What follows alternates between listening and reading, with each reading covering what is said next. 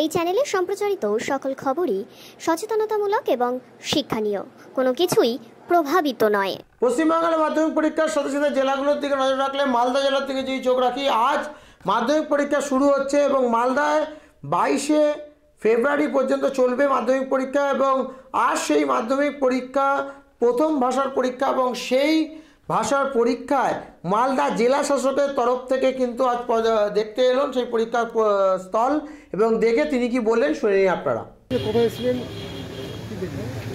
আজকে Malda girls high স্কুলে এসেছি আমরা। পরীক্ষা খুবই সুস্থভাবে হচ্ছে আমাদের জেলা জুড়ে। 122টা সেন্টারে মাধ্যমিক পরীক্ষা চলছে এবং ইন টোটাল 47,900 47,900 ক্যান্ডিডেটস ছাত্রছাত্রীরা পরীক্ষা দিচ্ছে। এখন অবধি কোনো অসুবিধা নেই। আমরা 3 রাউন্ড অফ মিটিংস করে সেফটি সিকিউরিটি অ্যারেঞ্জমেন্ট থেকে শুরু করে হেলথ টিম থেকে শুরু করে যা যা ব্যবস্থা নেওয়া দরকার, smooth traffic arrangements, police arrangement সবগুলো করা হয়েছে। কোনো অসুবিধা হয়নি, কোনো অসুবিধা আশা করি হবে না। মেডিকেল কলেজে কেউ পরীক্ষা দিচ্ছে এরকম কোনো খবর? একজন নার্সিংহোমে পরীক্ষা দিচ্ছেন, সেটা আমরা দেখছি। একজন আমাদের শৈশালী হোমে পরীক্ষা দিচ্ছেন as per the order of the court, সেটা করা হচ্ছে।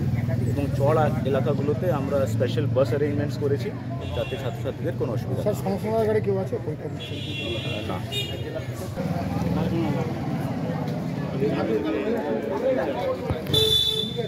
এই তো কোনাতে স্কুলটাই তো বোঝা যাচ্ছে না। সব বুঝে যাবে।